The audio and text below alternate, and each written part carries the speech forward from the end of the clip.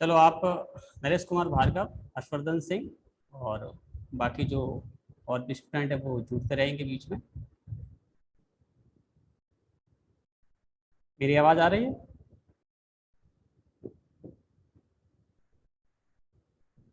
नरेश,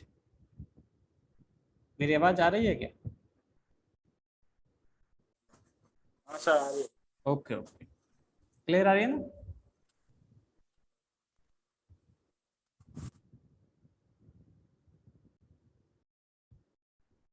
ठीक है, आपको कोई दिक्कत नहीं।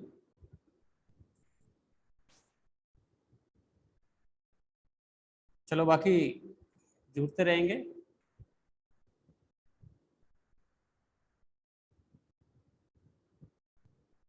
हमने इससे पहले जो टॉपिक स्टार्ट किया था, हमने पहली क्लास के अंदर, आपको ध्यान हो तो सिलेबस को थोड़ा डिस्कस किया था। और उसके बाद में हमने एक टॉपिक लिया था जिसका नाम था, उस टॉपिक का कुतुबुद्दीन ऐबक। उस दिन क्या है कि थोड़ी नेटवर्क के अंदर समस्या आ रही थी, इसलिए हम प्रॉपर उस टॉपिक को समझा नहीं पाए थे और थोड़ा डिस्टर्बेंस भी हो रहा था। मैं आज फिर से उस टॉपिक को एक बार उसको लेते हैं, हम उसको देख लेते हैं एक बार थोड़ा।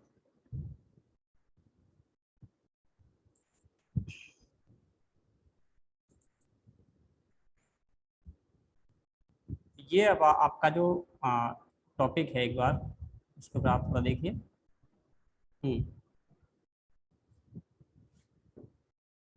इससे पहले हमने, आपकी जो पहली क्लास हुई थी उस पहली क्लास के अंदर हमने जिसके ऊपर डिस्कस किया था वो टॉपिक था हमारा सिलेबस था। और सिलेबस के बाद में, चूंकि ये आपका मध्यकालीन भारत का इतिहास है जो 1206 से या 1200 ईस्वी से आरंभ होता है और 1760 ईस्वी तक इसका जो है टाइम पीरियड माना जाता है। अलग अलग इतिहासकार इसको अलग अलग देते हैं। हाँ, आज हमारा फिर से एक बार हम इस कुतुबुद्दीन ऐबक को देखते हैं। इससे पहले हमने तराइन के प्रथम और तराइन के द्वितीय युद्ध के बारे में जो है वो अध्ययन किया था। तराइन का प्रथम युद्ध 1191 और तराइन का द्वितीय युद्ध 1192। प्रथम युद्ध के अंदर मोहम्मद गौरी की जो है वो पराजय हो जाती है, यानी पृथ्वीराज चौहान की विजय होती है। और दूसरे युद्ध के अंदर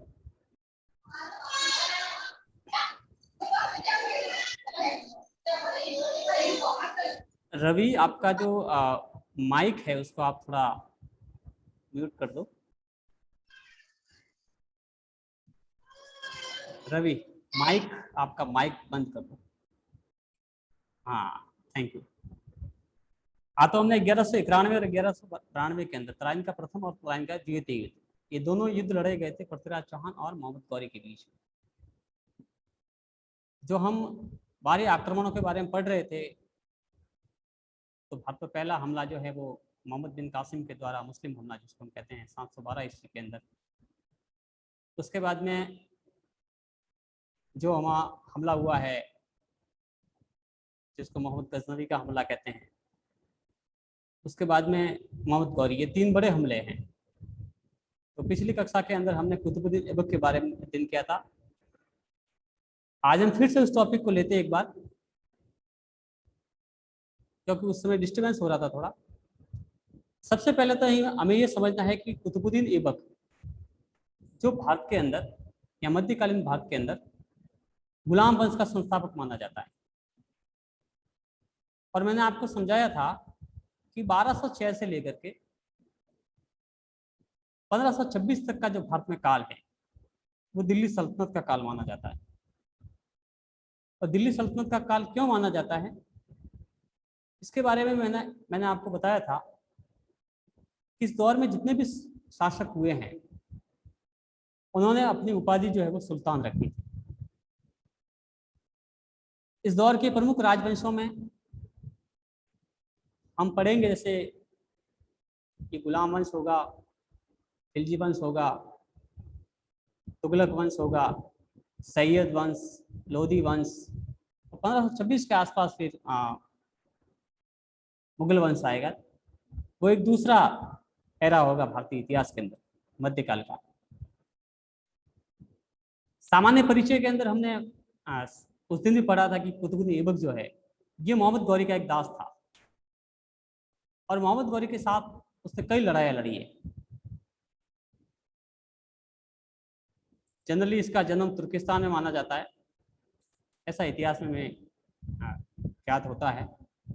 बाद में कहते हैं कि ये अपने परिवार से बिछड़ गया था, तो वहां से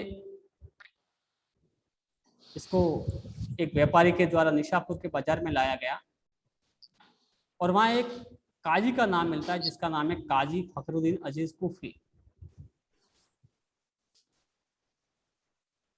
इन्होंने इस कुतुबुद्दीन ऐबक को खरीद लिया, और बाद में इसकी परवरिश इन्होंने अपने पुत्र की भांति की थी। देखिए, ये अपने परिवार से बिछड़ जाता है, किस तरह से व्यापारी के द्वारा फिर बाद में काजी फखरुद्दीन अजीज कुफरी को बेचा जाता है, और वो इसको अपने बेटे की भांति जो है इसकी परवरिश करते हैं, इसको हर तरह की शिक्षा दीक्षा देते हैं। लेकिन कहते हैं कि भाई ये जो व्यक्ति था ये बाल्यकाल से प्रतिभा संपन्न था, कुतुबुद्दीन ऐबक। तो बहुत जल्दी उसने विभिन्न विद्याओं में जो है कुशलता प्राप्त कर ली। पिछले अध्याय में मैंने आपको एक बार बताया था कि इसको कुरान खां के नाम से भी जाना जाता है, क्योंकि बचपन से ही उसने कुरान को पढ़ना सीख लिया था। उस बहुत ही सुरीले आवाज में कुरान को पढ़ता था, इसलिए इसको कुरान खां के नाम से भी जाना जाता था। बाद में जब काजी की मृत्यु हो गई तो उसके पुत्रों ने, काजी के जो बेटे थे उन्होंने इसको वापस बेच दिया, और गजनी आया। ये आगे से आगे देखो, व्यक्ति अपने जीवन में कहाँ कहाँ से गुजर रहा है। ये देखो, वहां से इसको वापस गजनी आना पड़ा, और गजनी में मोहम्मद गौरी, जिसका हम जिक्र हमने तराइन के युद्ध में किया है, वो उसको खरीद लेते हैं। और मोहम्मद गौरी के पास में जब ये आता है तो वहीं से उसकी जीवन का, कुतुबुद्दीन ऐबक के जीवन का एक नया अध्याय जो है वो आरंभ होता है। और हम सभी देखते हैं कि आखिर में जाकर के ये 1206 ईस्वी के अंदर गद्दी पर बैठ जाता है।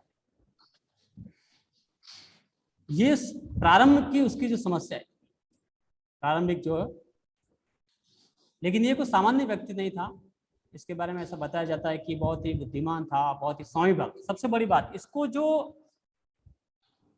ये प्रतिफल मिला है वो उसकी बुद्धिमानी का और उसकी स्वामी भक्ति का मिला है। अपने स्वामी के प्रति, मोहम्मद गौरी के प्रति बहुत ही वफादार रहा, और उस वजह से आगे चल करके ये भारतीय साम्राज्य का शासक बन गया। शुरुआत में उसको अमीर आखुर के पद पर, ध्यान रखें अब जब वो मध्यकाल को पढ़ने जा रहे हैं तो मध्यकाल में कई ऐसी शब्दावली आएगी। अमीर आखुर होता है अस्तबलों का प्रधान, यानी घोड़ों की देखरेख करने वाला। तो उसको शुरुआत के अंदर, वैसे ये बहुत ही महत्वपूर्ण पद होता था उस दौर के अंदर, और उसको अमीर आखुर के पद पर मोहम्मद गौरी के द्वारा नियुक्त किया जाता है। और जब वो अमीर आखुर ही रहता है, उस दौर में मोहम्मद गौरी के साथ में उसने कई युद्ध लड़े। गौर में, बामियान में, गजनी में मोहम्मद गौरी ने जो युद्ध लड़े हैं अपने खुद के स्थायित्व के लिए, उन युद्धों में कुतुबुद्दीन ऐबक का बहुत ही महत्वपूर्ण योगदान रहा है, और इस दौर में उसने सुल्तान की काफी सेवा की है।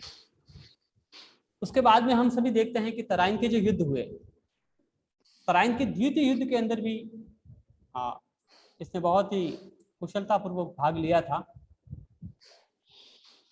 और जब मोहम्मद गौरी यहाँ से चला जाता है तराइन के द्वितीय युद्ध के बाद में, तो ऐबक को वो भारत के प्रदेशों का सूबेदार नियुक्त करता है। तो विभिन्न युद्ध जो लड़े गए हैं मोहम्मद गौरी के द्वारा, इन उन युद्धों के अंदर कुतुबुद्दीन ऐबक ने बहुत ही महत्वपूर्ण भूमिका जो है वो निभाई है। इसलिए बाद में जब मोहम्मद गौरी यहाँ से चला जाता है भारत से वापस, तो जो भारतीय प्रदेश होते हैं उन प्रदेशों का जो कमांडर है या सूबेदार जिसको हम कहते हैं, या उन प्रदेशों की जो जिम्मेदारी है, वो कुतुबुद्दीन ऐबक को देके जाता है।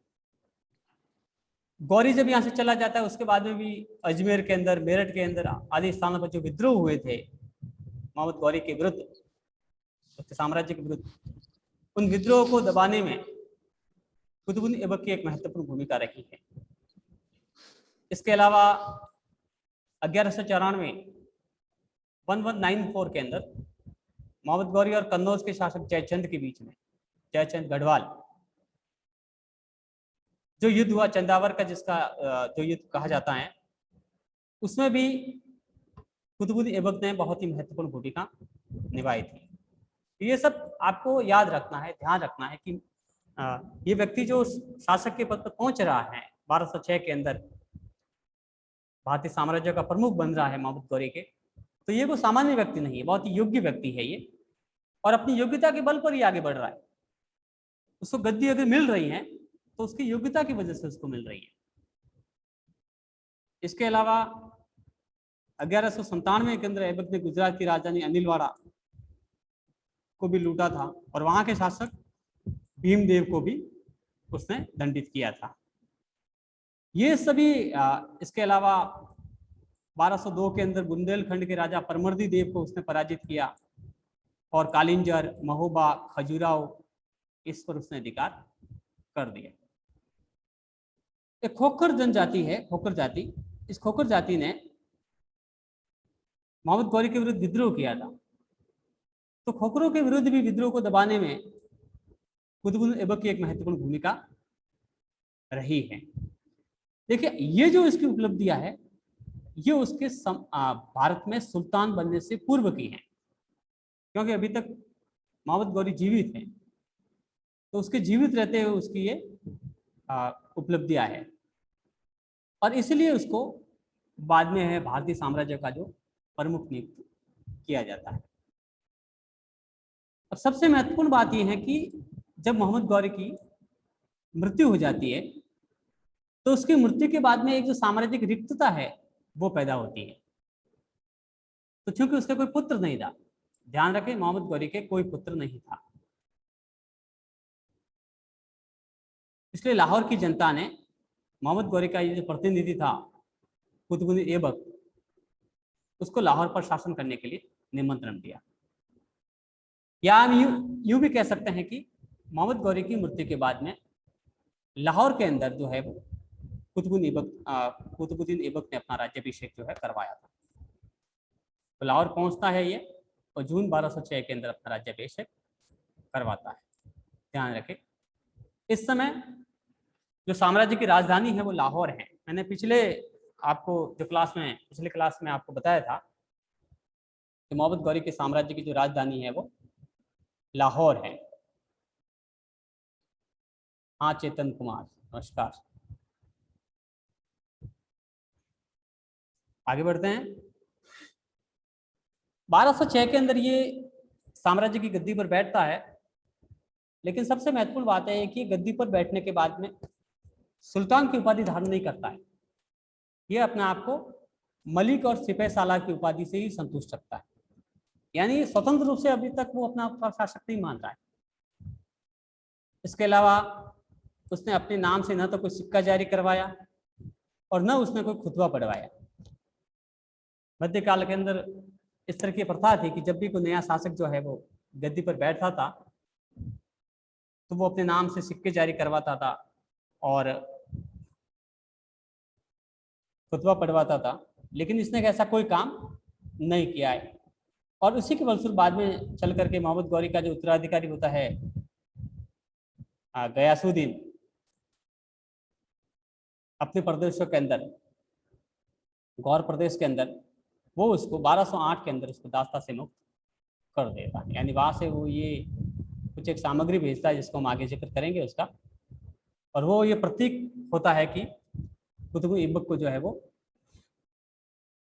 दासत्व से मुक्त कर दिया गया है।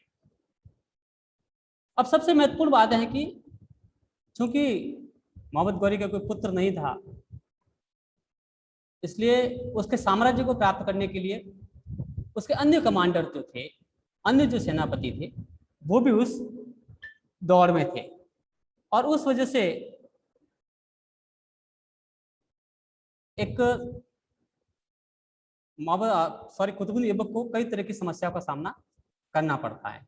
और उसके जो महत्वपूर्ण जो क्या कहते हैं कि विद्रोही होते हैं, जिसमें बोले वो गयासुद्दीन मोहम्मद हो, ताजुद्दीन यल्दोज हो, नासरुद्दीन कुबाचा हो, और इल्तुतमिश जो है वो हालांकि आगे चल करके वो शासक बन जाएगा। तो इस तरह से ये उसका प्रारंभिक जो कठिनाइयाँ उसके सामने आती है, इन कठिनाइयों का वो दमन कैसे करता है सूझबूझ से अपनी। इसने वैवाहिक संबंधों को आधार बनाया अपना। ध्यान रखें कि प्राचीन भारत के अंदर या मध्यकाल के अंदर, या हम राजस्थान के संदर्भ में भी देख सकते हैं कि शासकों के द्वारा वैवाहिक संबंधों के द्वारा भी जो राजनीतिक जो है संबंध वो ठीक किए जाते थे या सुधारे जाते थे। तो उसने भी वैवाहिक जो संबंधों का आधार लिया, जिसमें कहते हैं कि ताजुद्दीन यल्दोज जो उस समय गजनी का शासक था कि पुत्री से अपना विवाह किया उसने। नासरुद्दीन कुबाचा जो उसमें मुल्तान और सिंध का शासक था, से अपनी बहन का विवाह किया। और इल्तुतमिश से अपनी पुत्री का विवाह किया। इस तरह से ये जो खतरे थे, विद्रोह के खतरे जो थे कुतुब ऐबक के लिए, इन खतरों को उसने कम कर दिया। यानी यल्दोज और कुबाचा, इन खतरों को उसने कम कर दिया। और मैंने आपको इससे पहले बताया कि 1208 के अंदर जो गौरी का उत्तराधिकारी होता है गयासुद्दीन, मैं गौरी के उत्तराधिकारी का जिक्र कर रहा हूँ उसके गौर प्रदेश के अंदर, न कि भारत के अंदर, ये आप ध्यान रखें।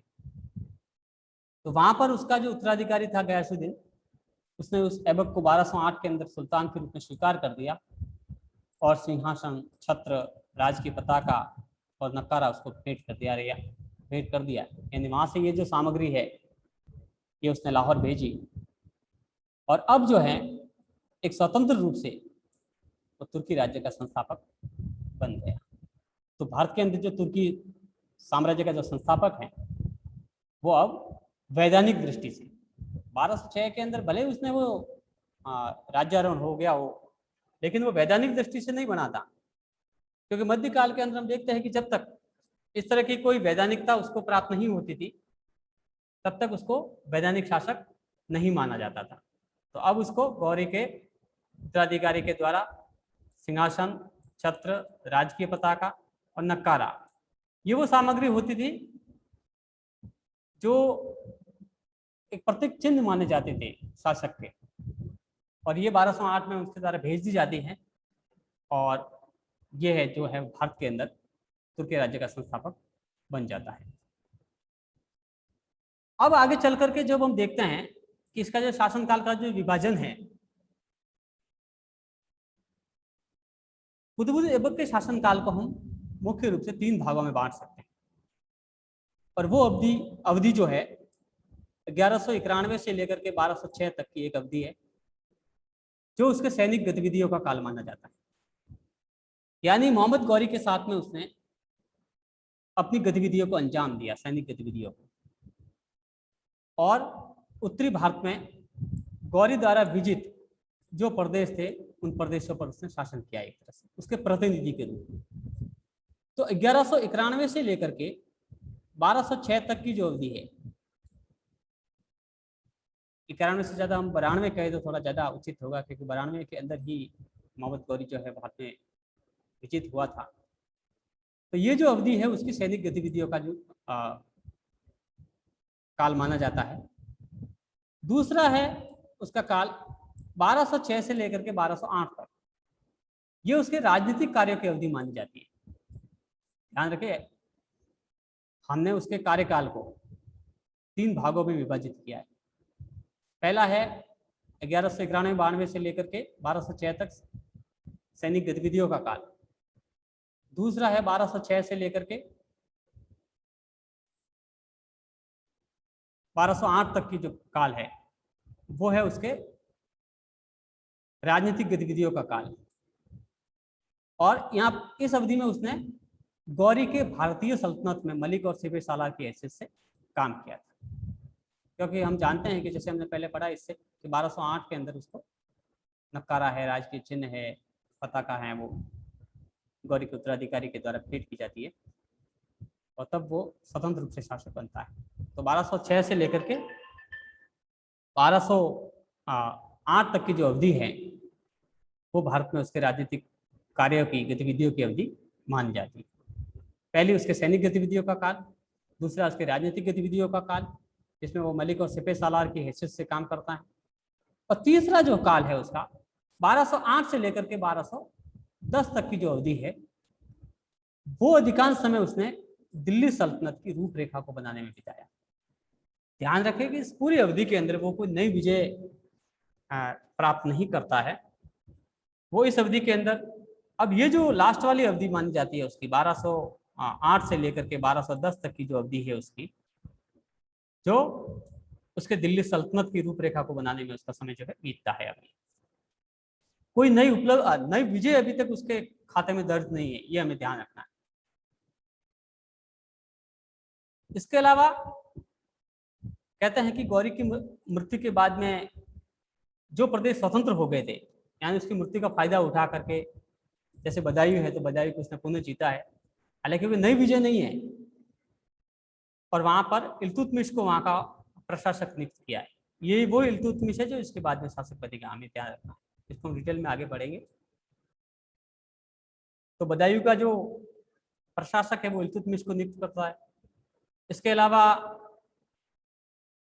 हालांकि कालिंजर और ग्वालियर भी ये विजय इन्होंने अपनी स्वतंत्रता घोषित कर ली थी, लेकिन ये इन प्रदेशों को वो वापस अपने साम्राज्य में नहीं मिला पाया क्योंकि इसकी मृत्यु हो जाती है, असामयिक मृत्यु 1210 के अंदर उसको हो जाती है, इसलिए उसको ज़्यादा समय साम्राज्य में नहीं मिला है। तो ये जो महत्वपूर्ण बात है ऐबक के बारे में, शासन क्षेत्र के बारे में बताया जाता है कि तराइन के युद्ध के बाद जब गौरी गजनी लौट जाता है तो भारत के जो विजित क्षेत्र है उनका जो प्रभार है वो कुतुबुद्दीन ऐबक के हाथ में आता है। बाद में जो रणथंबोर है, क्योंकि पृथ्वीराज चौहान की तो मृत्यु हो जाती है, तो रणथंबोर का जो प्रदेश है ये पृथ्वीराज के बेटे को सौंप दिया जाता है, जो आगे चल करके 13वीं शताब्दी में यहाँ पर हम्मीरदेव को हम आगे चल करके पढ़ेंगे, एक शक्तिशाली जो है चौहान वंश का शासक हुआ है। तो ये रणथंबोर चौहानों के हाथ में आ जाता है यहाँ पर, हालांकि ये इनके द्वारा ही दिया जाता है। इसके अलावा जो ऊपरी दुआब है जैसे मेरठ है, बरन बुलंदशहर है, कोयल आधुनिक अलीगढ़ है, इस पर भी ये अधिकार करता है। तो ये जो प्रदेश हैं इन प्रदेशों को मोहम्मद गौरी के जीवित रहते या उनकी मृत्यु के बाद में भी जो है वो इसके साथ में जो वो सैनिक गतिविधियों के रूप में इसके कार्यपात संभालता रहता है। तो ये सारे जो वो प्रदेश हैं, जो वो प्रदेश जो मोहम्मद गौरी के साथ में उसने विजित किए हैं, या मोहम्मद गौरी जब यहाँ से जाता है तब वो जो है 1206 के अंदर जो है मोहम्मद गौरी की मृत्यु हो जाती है, और उसके बाद में जो है वो भारतीय जो उसके प्रदेश है उन प्रदेशों का जो स्वामी है या प्रतिनिधि हैं वो कुतुबुद्दीन ऐबक जो है वो बन जाता है। ये सारे प्रदेशों के बारे में हमने ऊपर पढ़ा था, हम आगे चलते हैं। अब इस व्यक्ति के बारे में थोड़ा हम उसके व्यक्तित्व के बारे में देख लेते हैं। तो ऐबक को अपनी उदारता एवं दानी प्रवृत्ति के कारण लाख बख्श के नाम से भी जाना जाता है। हमने वैसे ही पढ़ा था पिछली क्लास के अंदर, लेकिन उस दिन थोड़ी नेटवर्क संबंधी समस्या थी, इसलिए वो हम उस टॉपिक को प्रॉपर ढंग से समझ नहीं पाए। अब हमारे पास में जैसे ये प्रश्न है कि लाख बख्श किसे कहते हैं, तो लाख बख्श की जो उपाधि है वो कुतुबुद्दीन ऐबक को मिली हुई है, ध्यान रखें। ये छोटे छोटे प्रश्न ऐसे बनते हैं। या हमने पढ़ा है कुरान खां, तो कुरान खां भी मध्यकालीन भारतीय इतिहास के किस शासक को कुरान खां के नाम से जाना जाता है, तो वो कुतुबुद्दीन ऐबक। कुरान का वो कंठस्थ जो है वो पाठ कर लेता था बहुत ही सुरीली आवाज के अंदर, इसलिए उसको कुरान खां के नाम से भी जाना जाता था। लाख बख्श, लाखों का दान करने वाला बहुत ही दानी किस्म का व्यक्ति था ये। इतिहासकार मिनहाज सिराज उसकी दानशीलता के कारण उसको हातिम द्वितीय की उपाधि देते हैं। अब और प्रश्न बनता है कि मध्यकालीन भारतीय इतिहास के किस शासक या गुलाम वंश के किस शासक को हातिम द्वितीय के नाम से जाना जाता है, या हातिम द्वितीय की उपाधि किस शासक को दी जाती है, तो वो है कुतुबुद्दीन ऐबक। ध्यान रखें, आपके छोटे छोटे जो प्रश्न है वो ऐसे ही बनते हैं, छोटे छोटे जो प्रश्न बनेंगे वो ऐसे ही बनते हैं। फरिश्ता लिखता है कि उस समय केवल दानशील व्यक्ति को ही ऐबक की उपाधि दी जाती है। इसके अलावा कुरान खां के बारे में हमने पहले पढ़ा ही है कि कुरान खां किसे कहा जाता था, तो कुरान खां भी इसको कहा जाता था क्योंकि ये कुरान का जो है वो सुरीली आवाज में, सुरीले स्वर में इसका उच्चारण करता था, इसके लिए उसको कुरान खां की उपाधि की दी गई है। साहित्य और स्थापत्य कला के क्षेत्र में भी ऐबक का भी दिलचस्पी थी, हालांकि उसको ज़्यादा समय यहाँ मिला नहीं है भारत के अंदर। इसके अलावा उसके दरबार के अंदर हसन निज़ामी, फ़क्र मुदब्बिर, ये सभी जो है वो उसके दरबार में रहते थे ये विद्वान। हसन निज़ामी ने जैसे ताजुल माशिर ग्रंथ की रचना की है। तो अगर आपसे पूछा जाए कि कुतुबुद्दीन ऐबक के दरबार में रहने वाले 2 विद्वानों के नाम बताओ, तो इसमें एक है हसन निज़ामी और एक है फ़क्र मुदब्बिर। या प्रश्न ऐसे आ जाए कि ताजुल मासिर की रचयिता कौन है, तो वो है हसन निज़ामी। ये आपको याद रखने ही फैक्ट है, फैक्ट को आपको याद रखना पड़ेगा। वैसे अगर ऑफलाइन क्लास होगी तो हम डिटेल में समझेंगे इसके बारे में, फिर भी हमारा प्रयास है कि आपको जो भी जितना संभव हो सके आपको टॉपिक के बारे में अधिकतर जानकारी दी जाए। अब हम पढ़ते हैं उसके निर्माण कार्य के बारे में, यानी मोहम्मद गौरी कुतुबुद्दीन ऐबक के निर्माण कार्य कौन कौन से थे। तो ऐबक ने दिल्ली में एक तो कुव्वत उल इस्लाम मस्जिद, ये मस्जिद बनाई थी, कुव्वत उल इस्लाम। हालांकि ये कहते हैं कि विष्णु मंदिर के स्थान पर बनाई गई थी, हम विवादों में नहीं जाएंगे इस समय, लेकिन हम उसके सिर्फ निर्माण कार्य को जिक्र करेंगे यहाँ पर। तो कुतुबुद्दीन ऐबक का एक उसका निर्माण कार्य है दिल्ली के अंदर, ध्यान रखें स्थान का भी हमें ध्यान रखना है, दिल्ली के अंदर कुव्वत उल इस्लाम मस्जिद का निर्माण। इसके अलावा अजीर में 2.5 दिन का झोंपड़ा, ये संस्कृत विद्यालय के स्थान पर बनाया गया था। कहते हैं कि पहले इस जगह पर विग्रहराज विशलदेव ने एक संस्कृत पाठशाला का निर्माण करवाया था, तो उसी की जगह उसने इसको तोड़ करके 2.5 दिन का झोपड़ा बनाया था। इसके अलावा जो कुतुब मीनार है दिल्ली के अंदर, उसके निर्माण कार्य वो आरंभ कराने का श्रेय जो है वो कुतुबुद्दीन ऐबक को जाता है। और ये जो कुतुब मीनार है ये उसने अपने गुरु शेख ख्वाजा कुतुबुद्दीन बख्तियार काकी की स्मृति में बनवाया था। ध्यान रखें, कुतुब मीनार के निर्माण कार्य को आरंभ कराने का श्रेय इसको जाता है। इसका निर्माण पूरा बाद वाले शासक करेंगे, लेकिन निर्माण कार्य आरंभ कुतुबुद्दीन ऐबक ने करवाया था। तो आपसे पूछा जाए कि कुव्वत उल इस्लाम मस्जिद का निर्माण किसने करवाया, तो आपको कुतुबुद्दीन ऐबक बताना है। इसके अलावा ये कहाँ पर है, तो दिल्ली में है। इसके अलावा 2.5 दिन का झोंपड़ा का निर्माण किसने करवाया है, तो ये भी ऐबक ने करवाया है। ये कहाँ पर है, तो अजमेर में है। इसके अलावा कुतुब मीनार के निर्माण कार्य को आरंभ कराने का श्रेय किसको जाता है, तो वो कुतुबुद्दीन ऐबक हैं। और कहाँ पर है, ये दिल्ली के अंदर। और ये किसकी स्मृति में इसने इसका निर्माण करवाया था, तो अपने गुरु शेख ख्वाजा कुतुबुद्दीन बख्तियार काकी की स्मृति में इसका निर्माण करवाया था। तो ये सारे जो निर्माण कार्य हैं ये उसको जाते, उसका श्रेय उसको जाता है। तो ध्यान रखें कि ये एक सामान्य जानकारी है कुतुब ऐबक के बारे में, और जो मेन टॉपिक था, मेन जो तथ्य थे, उन तथ्यों का हमने आज अध्ययन किया है। देखिए, कुतुब ऐबक का जो शासन काल है वो भारत में लंबा चौड़ा नहीं है, केवल 4 वर्ष, 1206 से लेकर के 1210 तक की अवधि जो है वो उसके शासन कार्यों की मानी जाती है। 1210 के अंदर लाहौर के अंदर चौगान या पोलो खेलते समय घोड़े से गिरने के कारण ऐबक की मृत्यु हो जाती है। ध्यान रखें, चौगान जो पोलो भी कहते हैं, आधुनिक पोलो, उस दौर में उसको चौगान बोला जाता था। तो लाहौर के अंदर ही खेल रहा था, तो वहां से घोड़े से नीचे गिर जाता है, और घोड़े से नीचे गिरने के कारण उसकी अकस्मात, एक्सीडेंट था एक तरह से ये, उसकी मृत्यु हो जाती है। तो उसका जो शासनकाल है भारत के अंदर वो है 1206 से लेकर के 1210 तक उसको माना जाता है, यानी केवल 4 वर्ष। इसलिए बहुत बड़ी उपलब्धियां वो भारत के अंदर हासिल नहीं कर पाया है। कुतुब ऐबक का जो मकबरा है ये लाहौर में बना हुआ है, ये भी हमें ध्यान रखना है। लाहौर में चौगान खेलते समय इसकी मृत्यु होती है, और इसका मकबरा जो है वो लाहौर के अंदर बनाया हुआ है। ठीक है, तो ये कुतुबुद्दीन ऐबक के बारे में हमारे पास में जो जो महत्वपूर्ण जानकारी थी वो हमने आपके साथ में शेयर की।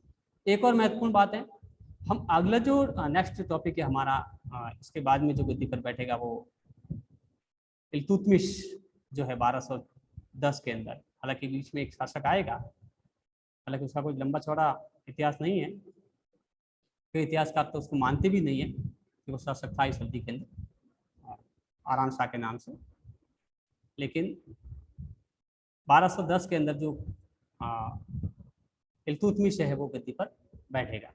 तो आज हमने कुतुबुद्दीन ऐबक के बारे में, जिसका शासनकाल 1206 से लेकर के 1210 ईस्वी तक माना जाता है, उसका हमने आज अध्ययन किया है। कोई बात पूछनी हो तो पूछ सकते हैं आप, अपने आप को अनम्यूट करके। हमारा टॉपिक हो गया है, आज हम इतना ही पढ़ेंगे। नेक्स्ट जो क्लास होगी हमारी, नेक्स्ट क्लास के अंदर हम नेक्स्ट टॉपिक को पढ़ेंगे। ध्यान रखें, अगर कल जैसे कि इसमें कोई चेंजेस होता है टाइम में, तो मैं आपको जो लिंक भेजूंगा उसमें उस टाइम का जिक्र होगा। एक तो आप देख लो कि कहते हैं कि पढ़ाई नहीं होती, और जब पढ़ाई कराई जा रही है तो आप सभी लोगों का, विशेष रूप से BA सेकेंड ईयर के जो जितने स्टूडेंट ग्रुप में ऐड है, उनका इंटरेस्ट कैसा है हमें दिखाई दे रहा है। आप सभी जानते हैं कौन कितना रेगुलर है। फिर बाद में आपके पेरेंट्स को अगर हम इन्फॉर्म करें तो वो अनुचित नहीं होगा। आप ना ऑनलाइन बराबर अध्ययन कर रहे हो ना ऑफलाइन, फिर ये दिक्कत है आगे आने वाले समय के अंदर आप लोगों के लिए। जो भी जुड़ रहे हैं वो धन्यवाद के पात्र हैं, आप प्रॉपर जुड़ते रहिए। एक स्टूडेंट भी जुड़ेगा तो मैं उसको अध्ययन कराऊंगा, मेरा काम पढ़ाना और मैं पढ़ाऊंगा। फिर भी जो जुड़ रहे हैं, हो सकता है अभी प्रॉपर कोई समझ में नहीं आ रहा हो किसी को ऑनलाइन मीटिंग के बारे में या क्लास के बारे में, धीरे धीरे से समझ में आ जाएगा। आपका कोई भी प्रश्न हो तो आप छोड़ सकते हो, हम नेक्स्ट क्लास के अंदर उसको डिटेल में पढ़ेंगे। कोई समस्या आ रही हो तो उसको भी आप बता सकते हो कि आपको ऑनलाइन के अंदर ये समस्या आ रही है।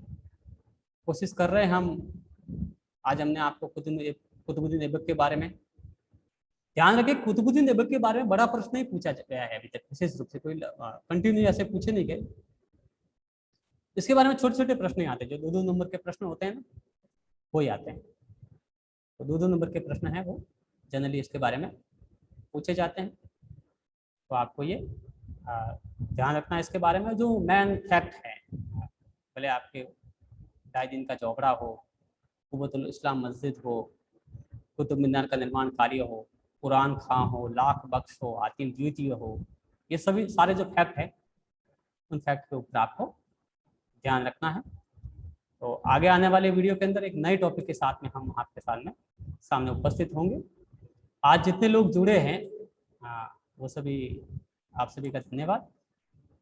और ध्यान रखें आप कि और भी अपने जो स्टूडेंट हैं, जो स्टूडेंट प्रॉपर अभी तक नहीं जुड़ पा रहे हैं, और जो आपके कांटेक्ट में है आप उनको बोलिए कि आप क्लास को ज्वाइन कीजिए। देखिए 1 तारीख से यदि भी बोला गया है कि आपकी ऑफलाइन क्लासेस चलेगी, लेकिन अभी यूनिवर्सिटी के एग्ज़ाम चल रहे हैं, इसलिए क्लासें कब रेगुलाइज होगी इसको हम देख रहे हैं अभी। वैसे सरकार भी देख रही है, हालांकि सरकार ने तो आदेश कर दिया है, लेकिन यूनिवर्सिटी के एग्ज़ाम भी चल रहे हैं, तो अब प्रॉपर ढंग से तो हम नहीं कह सकते कि प्रॉपर आप क्लासें, फिर भी जो व्यवस्था है अभी हमारी, उस व्यवस्था के साथ में आप सहयोग कीजिए। और जो स्टूडेंट नहीं जुड़ रहे हैं उनको आप बोलिए कि आप जुड़िए, और अगर किसी को नंबर चेंज होते हैं तो वो भी आप इन्फॉर्म कर दें मुझे, मैं नंबर चेंज कर दूंगा उसके अंदर। तो अभी हमारे पास में रिमेनिंग 2 मिनट और 42 सेकेंड है, उसके बाद में ये हमारी क्लास ऑफ हो जाएगी।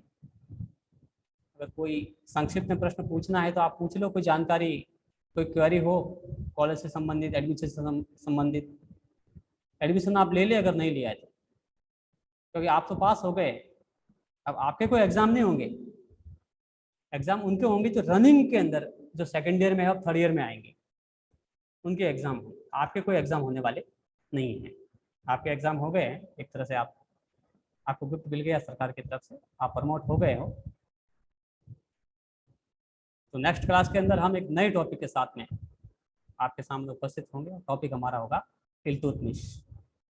उसका लिंक हम आपको समय पर भेज देंगे। सर जी। हाँ बोलो चेतन। सर लाख बख्श का क्या अर्थ होता है? लाखों का दान करने वाला बेटा, जो दान करते थे, लाखों का दान करने वाला, लाख बख्श। ठीक है, तो ये कुतुबुल बुक के बारे में अभी आपके एग्जाम है ना, तो आप जो फैक्ट है उन फैक्ट को याद करें। ठीक है ना बेटे, और भी आप जुड़ते जाओ तो आपको फायदा ही होगा, नुकसान होने वाला नहीं है। ठीक है ना, और भी अपने जो आपके जो साथी है ना, तो उनको भी लिंक शेयर कर देना मैं जब भेजूँ तब, ताकि वो भी फायदा उठाए। भेज दूंगा। ठीक है ना, तो कल हम नेक्स्ट क्लास जो लेंगे, तो नेक्स्ट क्लास का जो लिंक मैं आपको भेजूंगा उसके अंदर। हाँ भाई हर्षवर्धन, आप भी जुड़ते रहो। ठीक है चेतन, आप तैयारी करते रहो, आपके एग्जाम है। और बाकी हमारे जो फर्स्ट ईयर से सेकंड ईयर प्रमोट स्टूडेंट हैं वो भी पढ़ाई करते रहे। ठीक है बेटे, आप सभी स्टूडेंट जो जुड़े हैं उनका धन्यवाद। और बाकी आप सबको बोलते रहना, आप जुड़िए। और आप सभी का एक बार पुनः धन्यवाद। हम एक नई क्लास के अंदर नए टॉपिक के साथ में उपस्थित होंगे। Thank you.